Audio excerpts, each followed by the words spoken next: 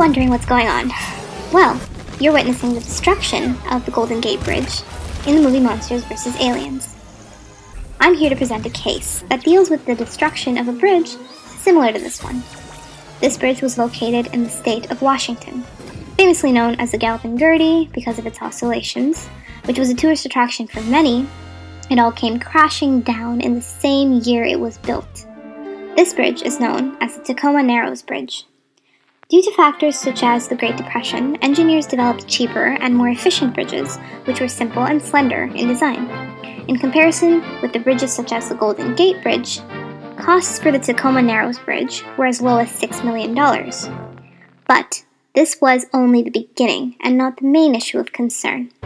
The safety of the general public lay in the hands of Washington State's Toll Bridge Authority, and they failed to fulfill their duty of care. Not only did the Washington State face financial losses, but a poor puppy lost its life as a consequence of this disaster. Now, how do you suppose the bridge broke in the first place? Well, the length of the bridge was 2,800 feet, while the width was only 39 feet, which means that the bridge was excessively narrow, and that contributed to the extreme flexibility. The bridge was opened to the general public on July 1st of 1940.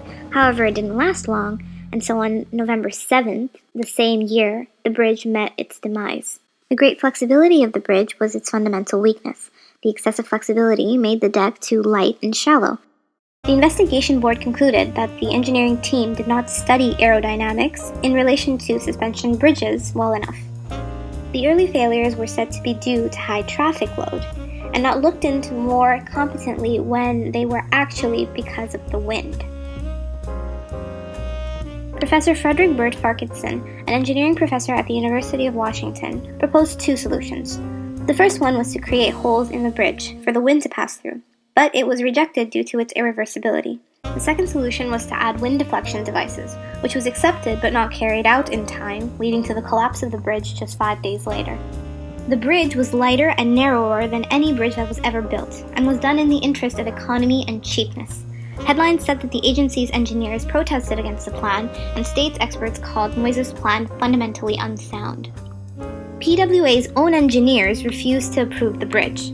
Their field engineer, David L. Glenn, reported a warning of the faults in the design, but PWA and Washington State Toll Bridge authorities accepted regardless. In doing so, they violated Act 72 to A, B, C, and D.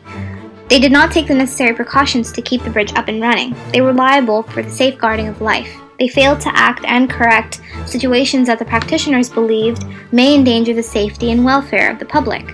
And they failed to make responsible provisions for complying with statutes, regulations, standards, codes, etc. They also violated the following code of ethics, in the sense that they did not regard duty to public welfare as paramount. Practitioners did not cooperate with each other when the problem with the bridge came to the attention of some engineers, and they were ignored. Engineers did not look into the aerodynamic aspects of the bridge, and engineers weren't competent as the bridge should have been closed at the presence of vibrations. Possible alternatives could have been the following. Based on the early failures, the bridge could have been kept closed and tested vigorously until it was able to deal with extreme stress conditions.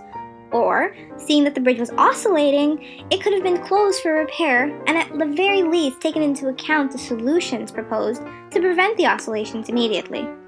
Or, they could have tested the suspension model at high conditions, mainly wind conditions, which was disregarded by the engineers at the time. Out of the three alternatives, we came to the conclusion that decision A was the most reasonable, as the scale of possible damages from the failure is so high there should be considerable testing done prior to the construction.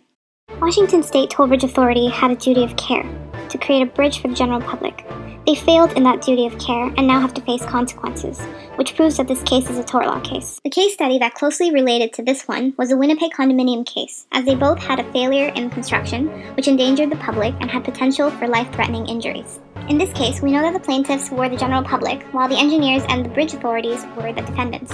We agree that there were consequential as well as punitive damages, as the damages were indirect, and engineers should have been penalized for their wrongful act to make sure that this doesn't happen again. Damages that the public could have avoided were loss of money and potential loss of life. We hope you learned something from this historical engineering disaster, and my colleagues and I would like to thank you for listening.